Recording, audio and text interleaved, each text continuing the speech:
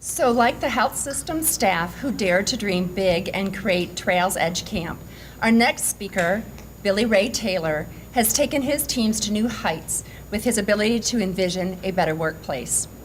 Billy Ray Taylor is Director of Commercial, Off-Highway, and Support Manufacturing North America at the Goodyear Tire and Rubber Company.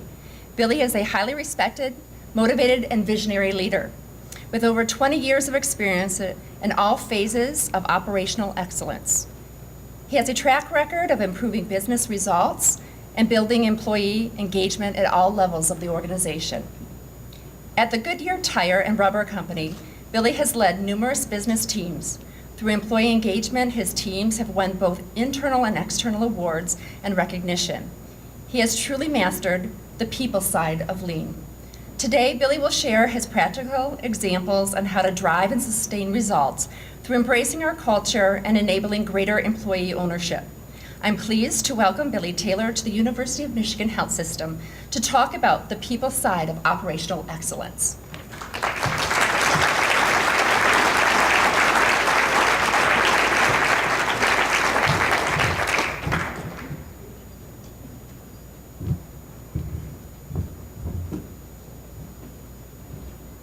Boom!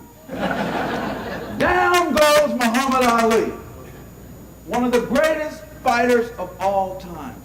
But yet, before he could ever earn the right to fight for the title, he lay on the canvas. The referee begins to count. 1, 2. Ali had aligned himself, like most companies, with the best talent, tools, and processes in the fight industry. Acquiring world-renowned trainer Angelo Dundee and the best cornerman in the fight game, Boudini, whom helped him coin the phrase, float like a butterfly, sting like a bee. You better watch out for Muhammad Ali. But the most important part of that quote was the last part.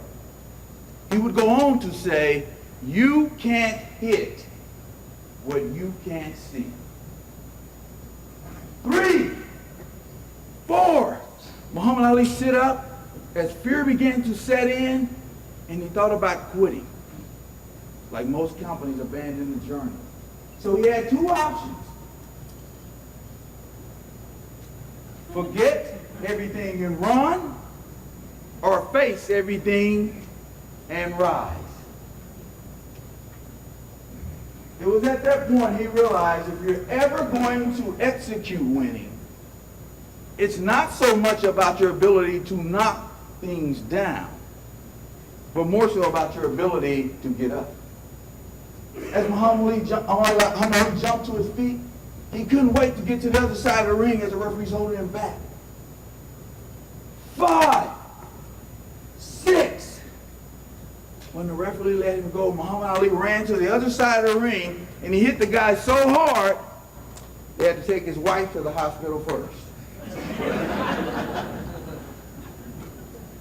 Just 2 years later, he earned the right to fight for the title.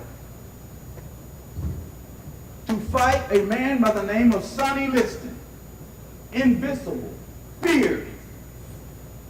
Even the President of the United States himself, John Kennedy, called and advised him not to take the fight. His own team charted the closest route to the nearest hospital.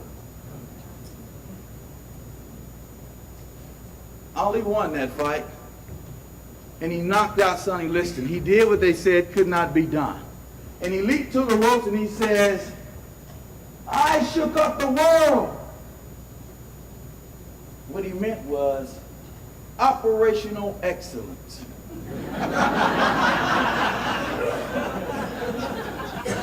He had clearly defined what winning was, aligned his team to win, and they went out and executed winning.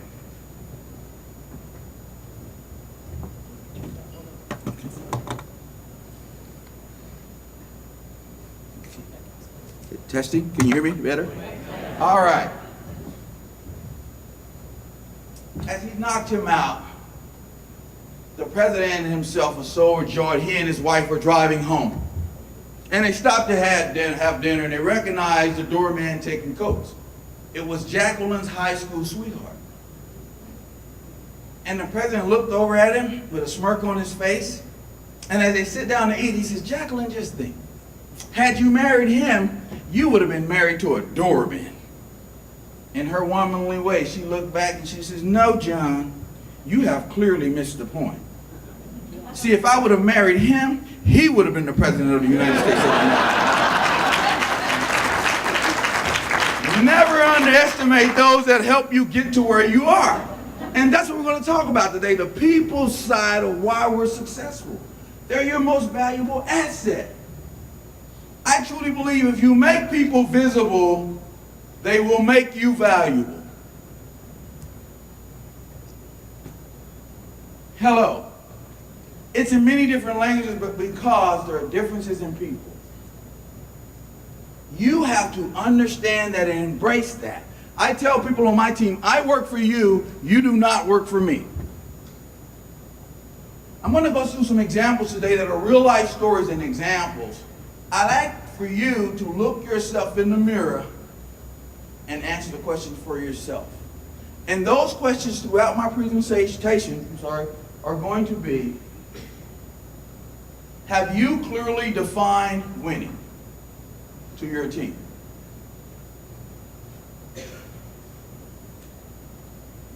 Are you aligned to win? And are you executing winning?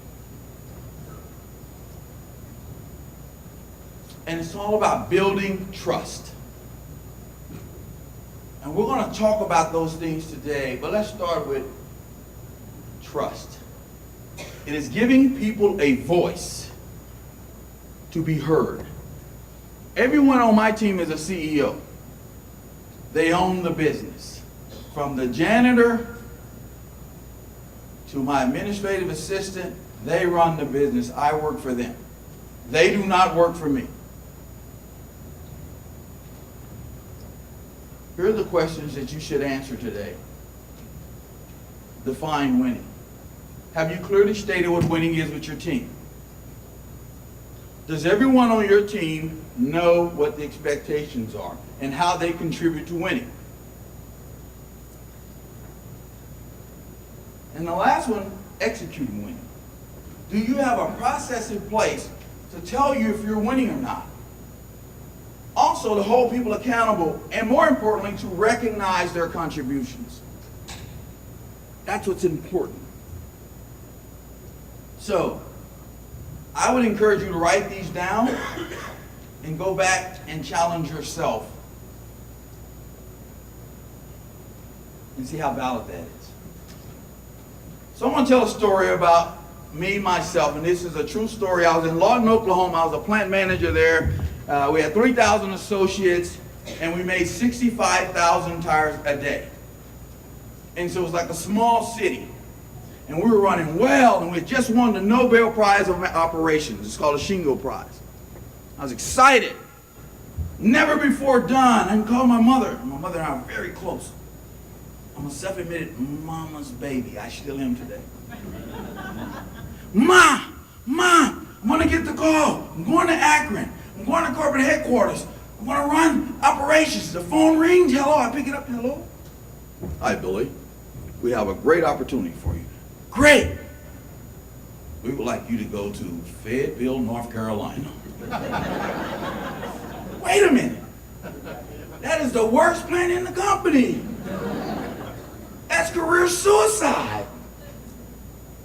And I think the way I responded was kind of like a 3-year-old. I'm not going to Fayetteville, North Carolina. And the phone rings the next day. They fly a jet in. It's got 3 people on the plane. They take me in this restaurant like a mafia movie. I'm sitting there. Wait a minute. You are going to Fayetteville.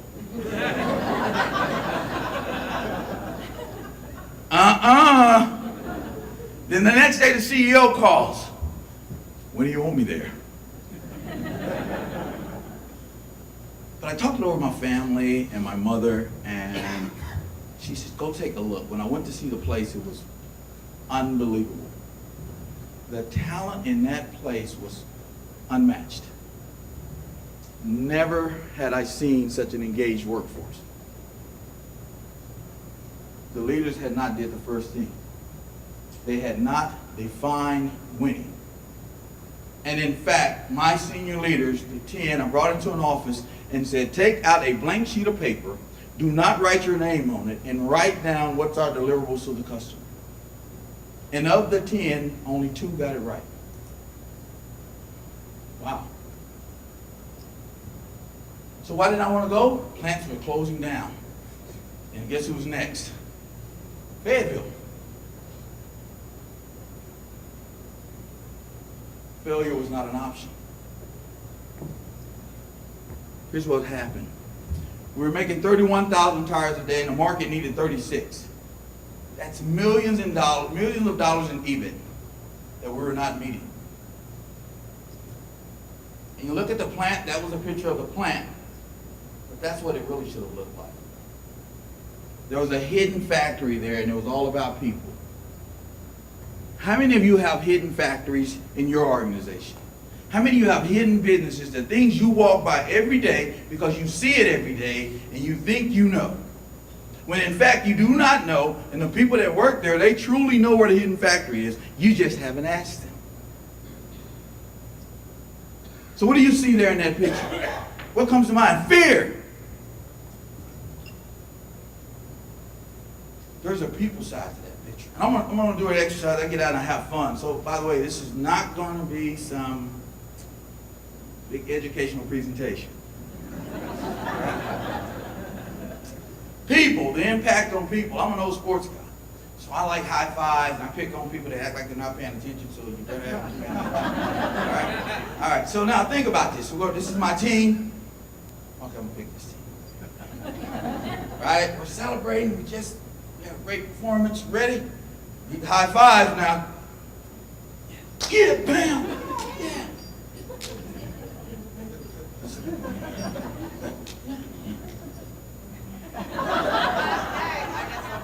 Oh, what happened? Look, I'm just playing. She's still mad.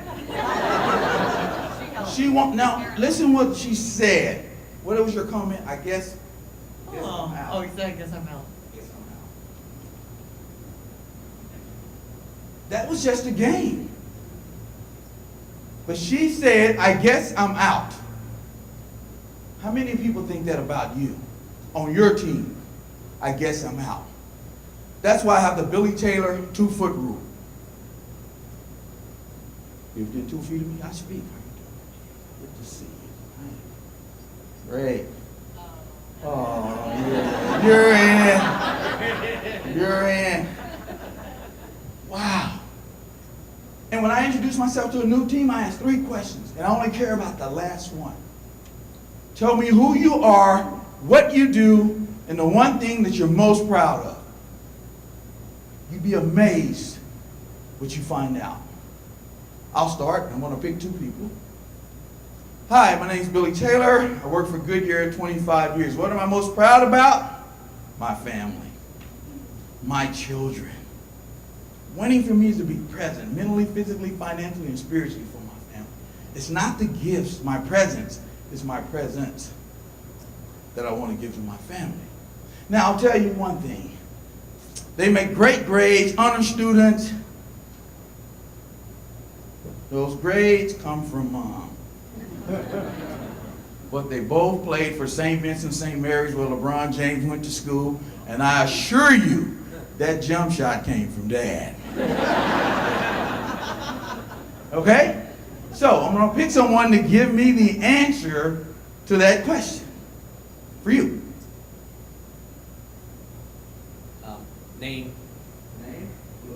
What you do, and one thing you're most proud of. I'm Rajesh Mungrulkar. I'm a primary care physician, and I work on medical student education. The thing I'm most proud about is that I'm proud that my wife is a private practitioner in family medicine and started the business on her own with our support, and that we have 4 kids who are good to other people. 4 kids. Any activities, college, age, Lots of activities, lots of driving. We're exhausted. The music is a theme through all 4 of our kids' lives. Sports through 3 of them, and they're all and they all have a passion for something.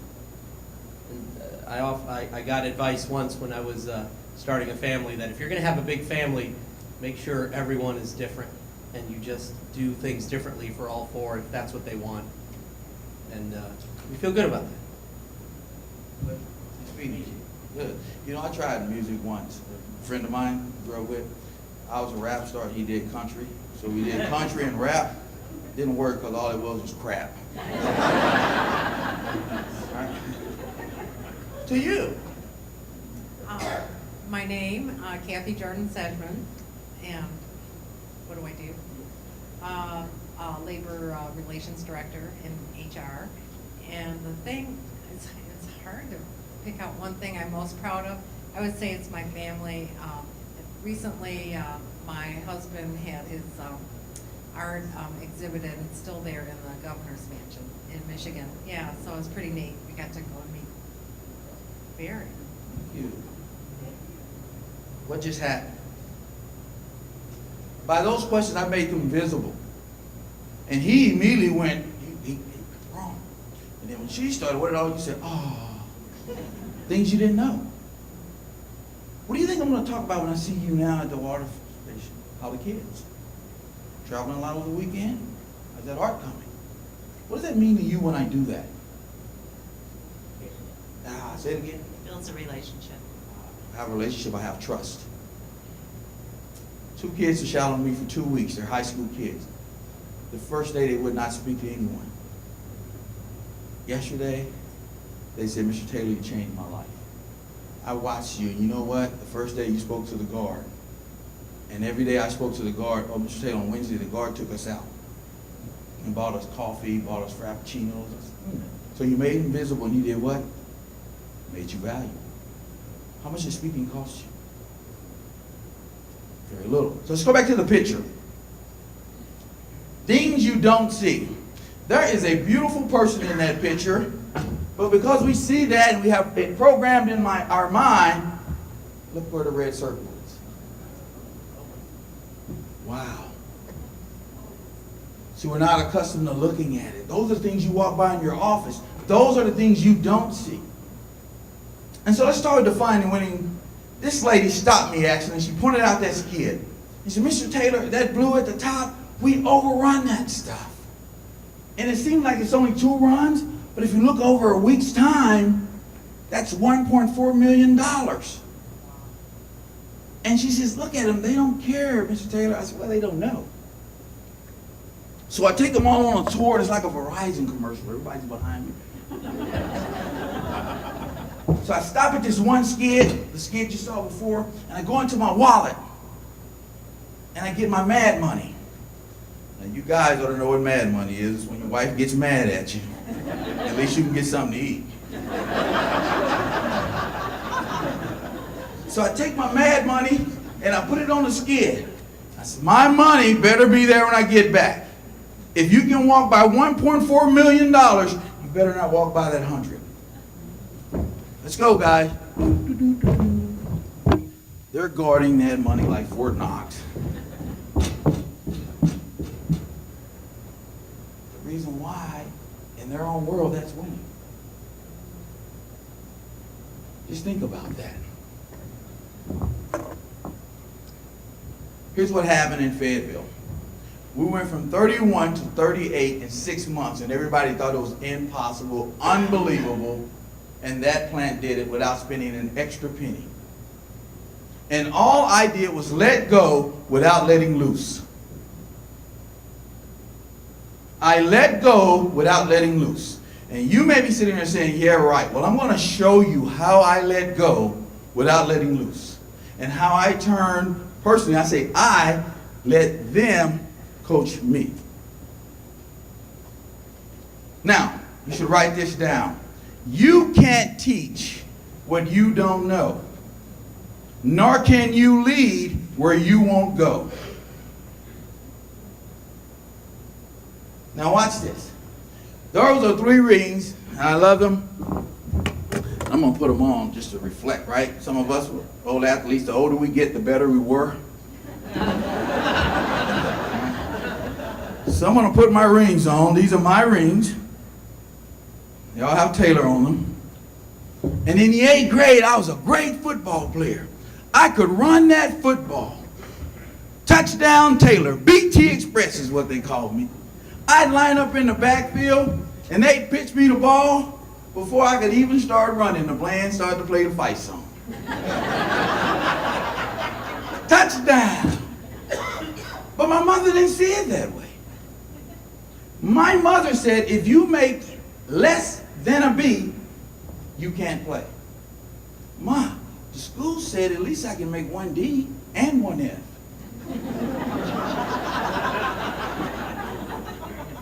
Again, let me define winning. If you make less than a B, NFL in this house means not for long will you be playing. And she meant it. I made a bad grade. It was a week before the city championship game. We were undefeated, going in to play a school called Forest Oak. I brought the report card home. I'll never forget it like it was yesterday. My mother says, come on in, baby. You're done. I said, no, ma'am. Mom, you're done. And you're not even going to be able to play basketball. The coach came by my house, the athletic director came by my house, and the principal all wanted to talk to her. And they had that chalkboard, I don't show my age.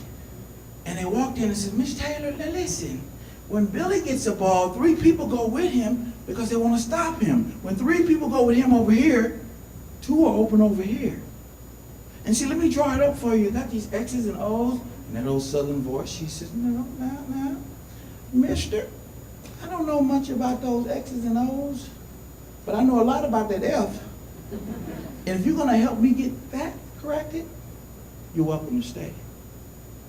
But if you're coming here to talk to me about playing football, see, those were the expectations. See, in this house, I get what I expect. I don't expect what I get. How many of you expect what you get? Oh, that's just John. He's been here 25 years. He's always been that way. That's expecting what you get.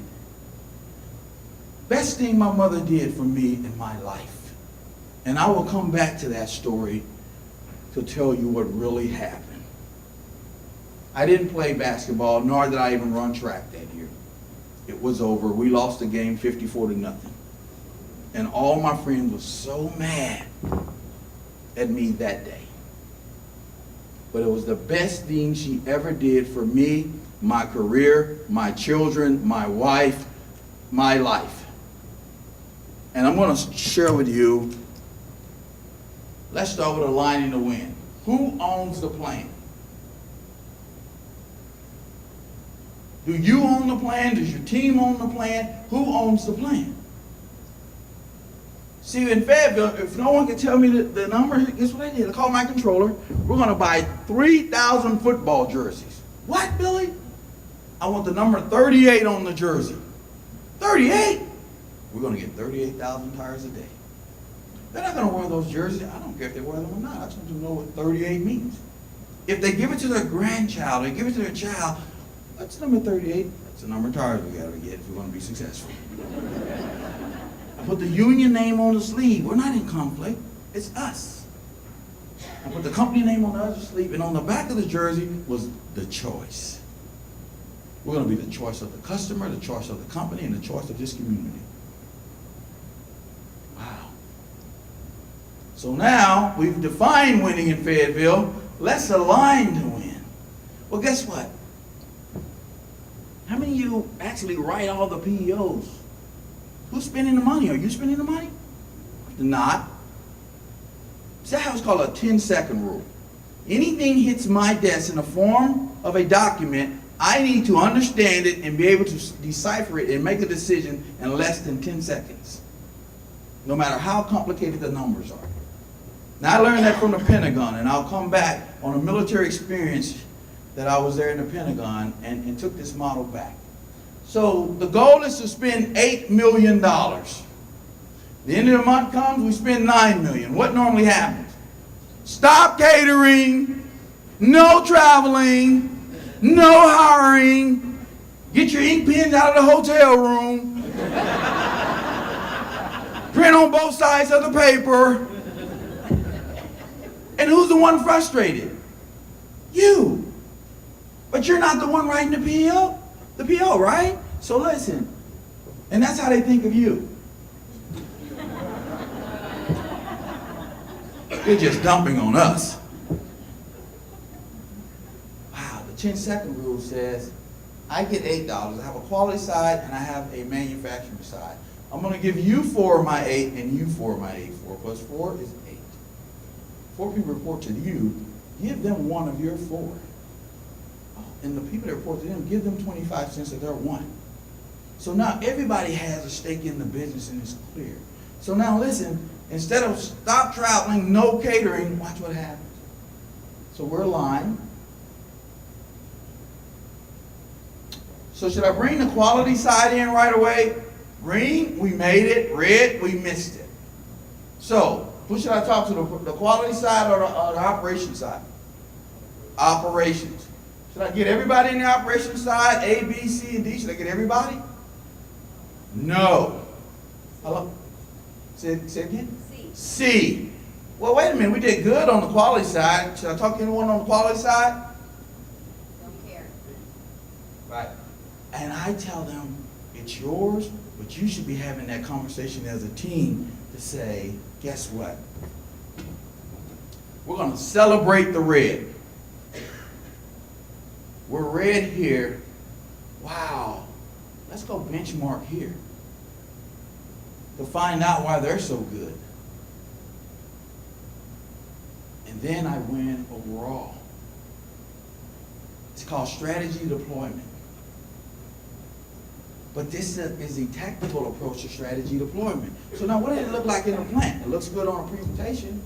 So let's start the 10-second rule. Measure what matters. Keep it simple. We put a lot of charts that we want people to see on the wall. And I love some people's continuous improvement efforts. I'm not saying you do this. You put the S, the Q, with great watercolors. And that person, you only have 10 seconds to get their attention. They're walking, they're going to look, and they're going to keep moving. Entitlement is I tell you. Engagement is you tell me. So here's my plan. The first line, those are departments as you go down the line. And the first line is safety. So when I walked out of my plan, I wanted to know in 10 seconds or less, what department had an accident? Where do I need to go? I don't have time to talk to everyone. So I put the board there. So the first line, is there any red? No. So I'm accident free. The next line is cost. Where am I overspending my labor? In 10 seconds or less, I could tell everything that was going on in the plant. And guess what? Even the guard got in on it. The guard came to me and said, Mr. Ted, I got a great suggestion. See that card at the bottom? Whenever people come to visit, I'm going to give them that card. That's called a tour admission slip. To exit the plant, they have to give me at least 3 improvement items, or I won't let them out. I said, now that sounds good unless you're from corporate headquarters. And when he put that in, all of those people, including the janitor, started running the business. And the CEO himself, Rich Kramer, had to come see it himself. That's not a tire machine anymore. Now it's a business. And that gentleman's telling Rich Kramer how his peer on the first 12 hours missed it and how he's caught back up and there would be no customer impact. Before, he just checked his brain at the gate because that's all we told him to do. But here's what's interesting about this here. Those people were meeting there one day. And one person was talking to the other person. He says, Mr. Taylor expects too much. We should have yellow if we get close. Yellow. I don't like yellow. No, you'll get it after this one. He says, well, what do you mean? He said, he gave us everything we need. However, we're trying hard. And we should get credit for trying. That's yellow. And one looked at the other, and I thought a fight was going to break out. He says, now don't get offended. I met that lovely wife of yours the other day. She is gorgeous. And I'm sitting back thinking, he says, now she comes to you. It's Friday night out. The ladies' night out. She says, honey, are you okay? Okay, I'm going with the girls. He says, sure, honey, go right ahead. She lays out that pretty red dress, sprays that perfume on called Follow Me. And when she goes to grab the doorknob, he starts to shake. He says, honey, now I'd like you to be faithful tonight. And she says, I'll try. He goes, wait, whoa.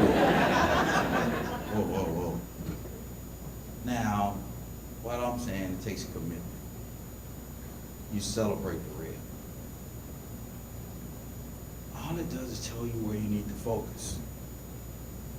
That's why it's important. So here's my cost. When I first got in my job, they gave me that evergreen sheet. Today, it's broke down where the last line is the sum of those lines. That last line is the sum of those lines, and same here.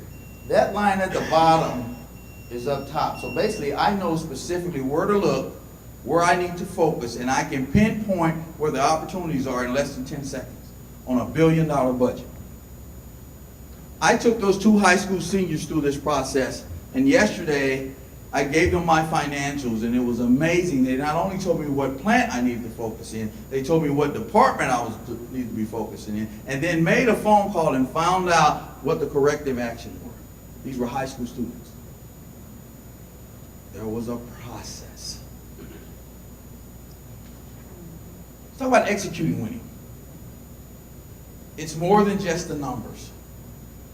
We often get caught up in the results. We want to hear about the results, but we don't focus on the inputs to the results, the people side of it.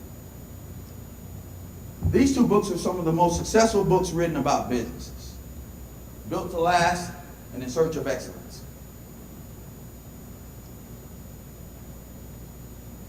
In 2006, after those books were written, 20% of those companies went out of business. And they went out of business because they did heavy investing, very little risk-taking in their people. So look at what happened. Why the mighty fall? We start here, we invest our money, but we get to the point where it's about the people. And if we don't invest inside the people, it's behavior. If people don't feel they're valued, then they start to check out on you.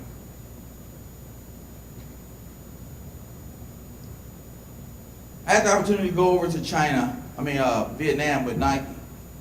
And it's Billy, I can't understand what you're saying. Universally, people think, feel, and act. We put the red greens up in their organization, and we stopped 10 people that walked by the boards, and I said, what do those boards mean to you? And they all said nothing. Nothing. And then I walked by this row of machines where they were making the shoe, and I asked, why are those 3 lights out? And the GM jumped in front of me and was almost upset and says, they're out because we're saving energy. What does that person think? Let's go ask her. So he took a translator over and says, so why are those lights out? She said, they're broke. They're always broke. Now, whose opinions matters? Hers. And then the GM, looked at me as I'm consulting her. So how would you handle it? Tell you what. When you come to work, I'm going to give you every tool you need. The process is you sign off that you have every tool. If one's missing, I'll replace it.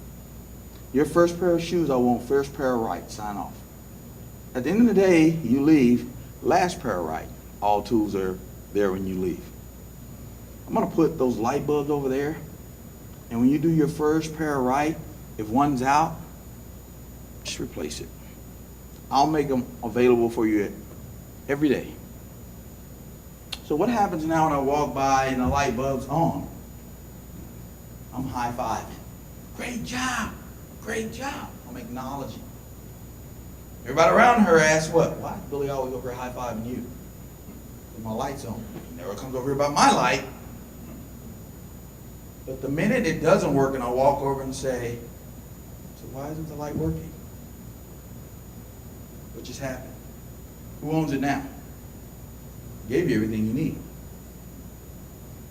They wrote me back, and I'm not going to talk about the millions they made by putting the system in place. And it's a big system of strategy deployment.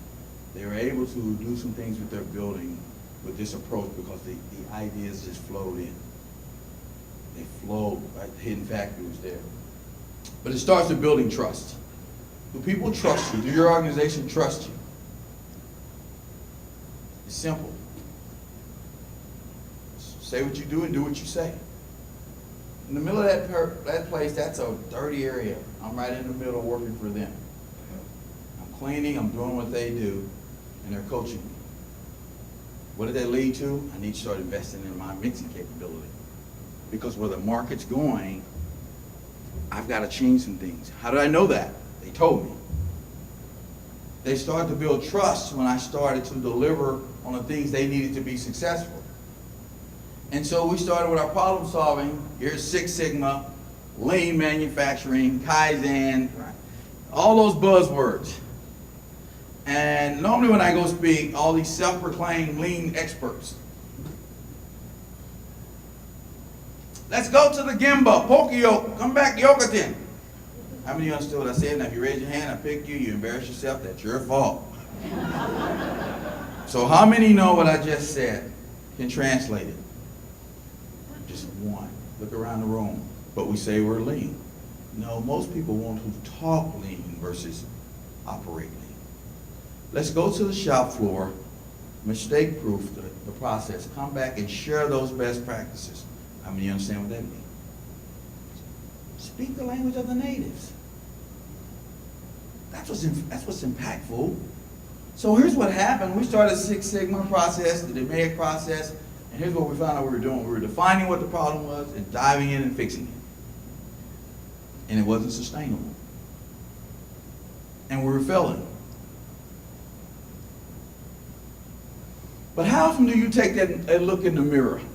The mirror exercise. Are you who you think you are? We do a mirror exercise where people give us real-time feedback with no repercussions. And they can come through the mall, from the janitor to everyone, to the shop floor, and you know what? They can tell us everything about our business. And it is painful sometimes because it hurts. And so what I tell my team, do not treat me like you do the lady in the grocery store with the baby carriage. What do we do sometimes? You lie. You walk up to the baby carriage, look down and say, oh, it's so precious, you're so cute. You take 2 steps and say something totally different. Ooh, dang. That's an ugly baby. And some of you get rude. Doesn't even look like the daddy.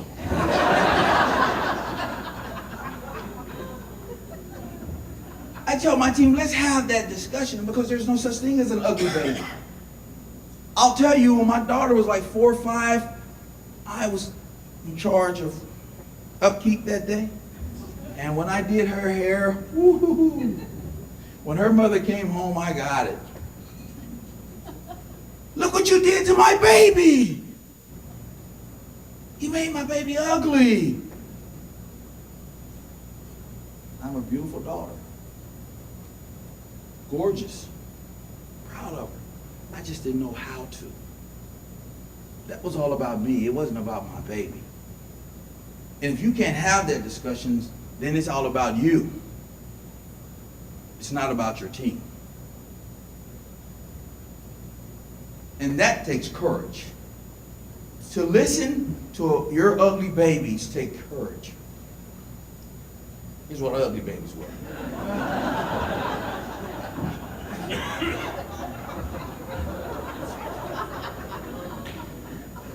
No trust, us versus them. The biggest issue was the bathroom was too far. They spent 5 minutes walking to the bathroom and 5 minutes back, and they used half of their break time. And the bathroom cost $5,000. No one listened, so guess what? They quit listening to us. And here's what they said when we started to listen. Here's the condition. We have great attitudes. But here's the environment you have us working in. We don't even know what the score is. We don't know what winning is. The people said, this is our equipment, these are our conditions. We listened, and that's what happened. They completely turned the whole department around, and I'll tell you, it even went in the office, and we had 3/10 of things we could deliver or donate to the Goodwill. It became a show place. It looked better than our most modern plant. And all we did was let go, but we never let loose. And then we had celebrations. We bought little medals, and you did one project, you got the bronze, and we gave everyone a t-shirt for your first project. Everyone. The second one, you had a silver. Third, gold. You did 12, you got your platinum pin. If you performed on 12 teams, 12 projects, you got a Goodyear racing jacket. Wow. Maybe we spent $12,000. Maybe. And the people came back to me and said, Mr. Taylor, we'd like to have a drawing at the end of every month that we give that person a whole set of tires. And what do you think the penny pincher said? No, that's too much money. That's $1,000. What did I say? Do it. Do it. And we showed up on Saturday in our jeans. We walked around and we pulled it like Publishers Clearinghouse. And you know what? We walked to their machine. They were, yay, yay.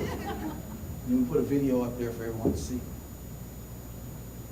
They were visible. We kept listening. Here's what happened. When I first arrived in Fayetteville, look at the hours we were working and the volume we were getting. When I left, we were working less hours, getting more tires. $27 million. Pretty good investment, I would say. But it was the investment in the people that changed. And that team took off. And now I have 4 plants. I had 4 plants, and these are the size of our plants. I now have 4 new plants to my area of responsibility because we put this model in those 4 plants, and you'd be amazed what happened in those 4 plants. The same process. They defined what winning was, grow the business. Build more, sell more, improve customer service. My role was to build more of the right tires. So every sign at every plant had that posted in the gate when you drove by. It defined winning when you walked through the door. So where am I missing at? Quality and where else? I know. It's the conversation in the break period. It's organic. So what happened? We built those quality systems all the way through the organization, linked them up. When I went to plants, we had a plaque instead of the coin. I sought you out, gave you your plaque. You could take it home right then. Said thank you. Our back orders, look what I even did.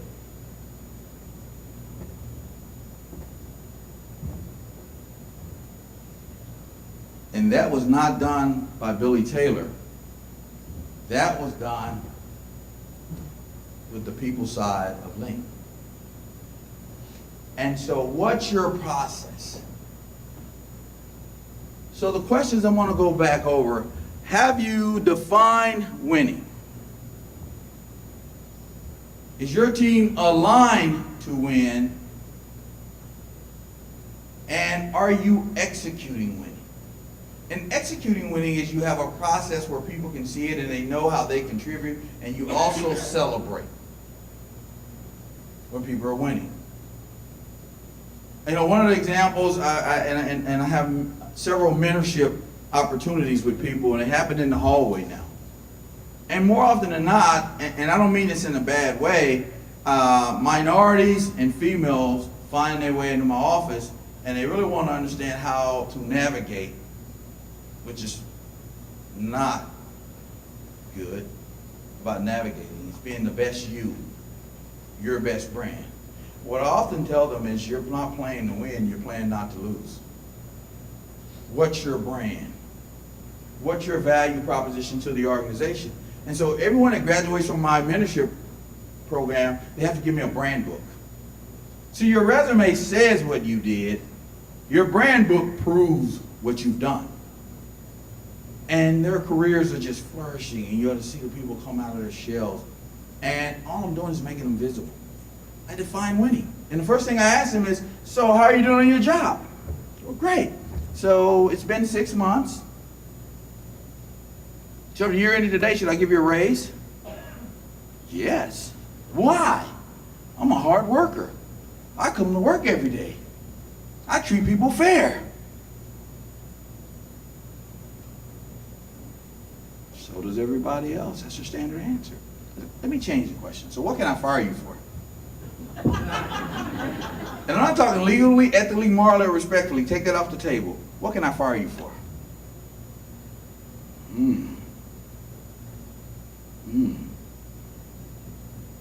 But if I don't deliver this, if I don't do, and more often than not, they don't know the answer to either one of those questions. It's the same question asked differently. And if you don't know that answer, then you really don't know what winning is from your boss. And so you're spinning your wheels. You're spinning your wheels, and your team, when you get in your car and you have a GPS, you define winning by putting in the destination of where you're going to go. Align to win is it tells you where to turn and everybody's engaged. And how do you know if you won or not with your GPS? Arrived at destination. Someone tell you a story about a girls' track team I coached. And this is where I really started to embrace this process. I was in Freeport, Illinois, and we were the Freeport Pretzels.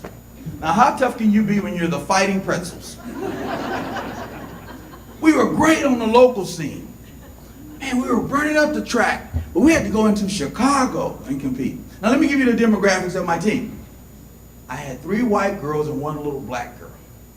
So we get there, and I drop them off at Eastern Illinois University. I'm like, all right, girls, came through the prelims, we're ready to go out to Chicago. They get to the track. I said, I'm gonna park, go ahead and warm up. I get to the track, and guess what? Fear has set in. And they have forgot everything, and they're ready to run away. And I said, Katie, why aren't you warming up? They somehow found the log of where they were ranked. And it said they were ranked number 49 out of 50 teams. Wow. Katie, what's wrong? And her answer was, Coach, them black girls too fast. Katie, what have I taught you in this team? To believe in yourself. Understand what winning is. Greatness comes from within. That wasn't working. They're looking at me like, nope. So I get them in the car, let's go back to the dorm. Take them back to the dorm. And I said, I want you to come convince me that you're going to come back and compete and that we can win. So they go up to their room. The little black girl French braids the little white girl's hair, and they come downstairs looking like 3 little white black girls. That's not going to make you run any faster. Get back up to your room and come back to me with your strategy on how you're going to compete. And so they go back up to the room, and I hear a knock at the door, and he says, it's Katie. Coach, we need your rule book. And Coach, we have a favor to ask you. Trust us first. What? We want to change the order of the relay team. What? We want to put the fastest girl first, the second fastest girl second, the third fastest girl third, and on the end, this is her language, not mine. We want to put the donkey on the end, Coach. I said, Katie, no. You're the anchor leg. You just don't want to face that crowd coming down the backstretch. No. Coach, trust us. The head coach, the other coach hits me and says, you got to trust him. I said, listen, The same 4 girls, same speed, same attitude equals same place, last. So it doesn't matter. Coach, you have to trust your process. Okay, Katie, go ahead. They come downstairs, hair still braided, and they don't speak to me. Going to the track. I'm watching it. Something's not right. They get to the track, line up, they sound the gun. Bow! My girls are out. They're running. We are out front. We should be. Katie's running first. Back. Boom! We get the stick. We're still out front. Ashley Martin. Going to Maria Ryan. Back. Boom! We're still out there front. And we're going to our anchor leg, and we're almost dead even, slightly ahead. Everybody's got their thoroughbred on that last leg to bring it home. I'm at that point praying and looking at Angie Drew's parents. And you have to have the cadence, right? Back. So Angie Drew, baby Drew, sitting there, and she's looking for her mark. She's looking and all serious. And when the girl hits her mark, baby Drew springs out. And my girl yells, "Stop!" Baby Drew puts her hand back, boom, takes off running. What do you think every other team did?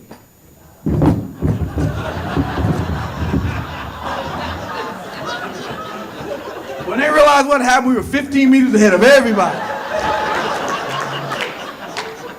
And so they go on and they win the race. And I'm thinking, uh-oh. And then I get, because the head coach of Freeport High School, please come to the protest. I'm looking for Katie. Katie, what were you thinking? Why did you do that? Coach, nowhere in this rule book does it say we can't say stop. It says you have to have a cadence. You've taught us that great teams find a way to win. Take the book. Yes, we have to disqualify your team. For what? They said stop. This is where I learned a valuable lesson. Now wait a minute. It's not in the rule book. If they can't say stop, you should have put it in the rule book. That was wrong. They made it to the finals the next day. Here's where I realized I made a mistake. By saying that was okay, it was teaching them how to win within the rules, and that's not right. Win because you have a process and you're the best, and you believe you're the best, and you're committed. Katie came to me when I broke that down to them. I said, I want to let you run because I think winning is you learning a lesson. And I don't think you fully embraced the lesson yet. She said, oh yes, we have, Coach. We felt bad about that yesterday. But we felt more bad about we let you down. What do you mean? We didn't believe in ourselves, and you believed in us all this time, Coach. We're going back to the regular order, and I'm going to run anchor. And we're going to prove those 3,000 people that don't think we deserve to be here, those people that said we couldn't win. And when the gun sound, Baby Drew came out, pow! And they couldn't catch her. And oh, by the way, Baby Drew has the 9th fastest time ever ran in Illinois in the hurdles today. They make the exchange. Bam! Bam! We get to the end back leg, it's Katie. And they come down that back stretch and they get 3rd overall. And I'm sitting there crying like a 2-year-old. They clearly defined what winning was. They aligned to win. And they went back and executed winning. But they were committed as a team. They had the trust of not only themselves, but me, their coach. And we stayed with the process. And what they did was realize what their advantages were. Here's how they won. Katie says, I'm much faster than Drew. Give me 10 feet of her zone. So I want to get the baton right at the beginning of my zone, Coach. I've been getting it at the end. So she's having to run 10 meters that I could run. And the same with our second leg. Give that 80 meters to me. And you know what, Coach? They can't run with us. It's a risk, Coach, because if we don't get it before we hit that zone, we get disqualified. But, Coach, it's a chance we have to take. That's how they got 3rd overall. They all went on to get 4 scholarships at D1 schools. They weren't the fastest, but they stayed with the process. They were committed, and within themselves, they were able to win. Now, I'm going to tell you this. This thing works at home. It works with your children. It works with your spouses. It works with day-to-day life. This operational excellence lean process, how well have you defined what winning is, aligned to win, and are executing winning? You know what? At home, I believe I'm winning. And I'll tell you something. When did it really come home for me? About 4 months ago, 5 months ago. I have a daughter. She can play basketball. Get it from her dad. And she went as a freshman and she couldn't play much. She couldn't get on the court. She said, Dad, I'm not playing. I'm not going to play. And she said, Dad, we play Purdue. And Alice is trying out for St. Vincent, St. Mary's. You know how hard it is to play there. And he needs you. He needs you. It's your first game, though. It's against Purdue. But he needs you. I'm not going to even get in, Dad. Coach has already told me I'm not going to get in. So that's a 5.5 hour drive. You got to drive 5.5 hours back. And then you have to catch a plane first thing in the morning. Dad, this is too much on me. Go to the practice. What's winning? What did I tell you from day one? I want to be a present father. Mentally, physically, financially, and spiritually. That's what I wanted to be. That's how I aspire to be. See, she'll forget all this I bought. The PlayStations, the Wiis, the bikes. She'll never forget the presents. And guess what? Alice comes out, Dad, I had a great day, Dad. I was putting them on him, Dad. Call me Buckets. Coach Drew came, he ran out of the hallway, Dad. Dad, I think I'm in good shape. Great. How do you feel? Great. Honey, you can take Alice to practice tomorrow. I'm driving down to see Alexis. That's a 5-hour drive. They play at 1. I'm going. I show up. She comes through the tunnel. What do you think she sees over there? Like she's the MVP. And I sit right behind the bench. I sit there 4 minutes into the game. Guess what? Alexis. Coach puts her in. She goes on to play that game, and they're 6'5", 6'6". She's 5'11", and just toughing it out. Toughing it out. After the game, she comes out to the huddle, and she tells this lady, could you take a picture of my dad and I? And she's just beaming. Take this picture of my dad and I. And I'm not registering at that point. Hey, baby, it's good, great. You know, coach says, time to get on the bus. I said, I got to drive home. Talk to you later. I love you. Boom, boom. And about 5 minutes into my drive, I get this text.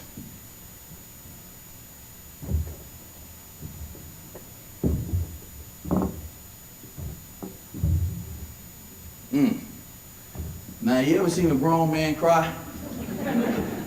I had to pull over at that restaurant to gain myself, my composure, before I responded back to her.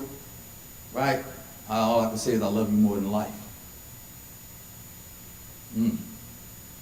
That's not what I told her. I said, nah, girl, quit playing. Just keep that scholarship.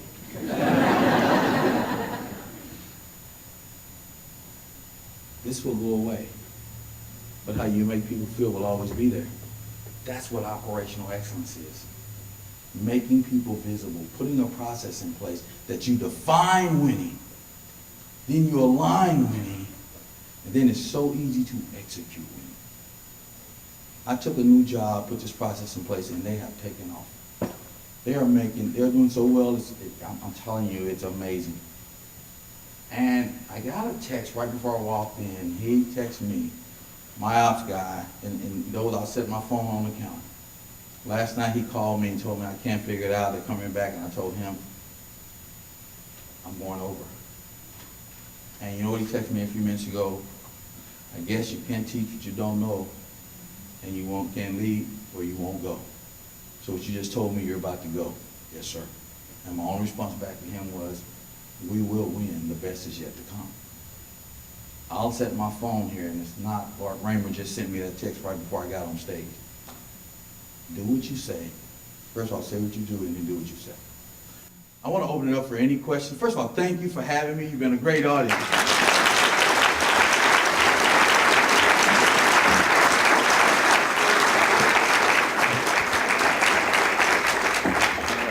I'm completed. Thank you for having me. And my daughter asked me could she come this morning, and which shocked me. She's been bashful back there. But I said, let's go.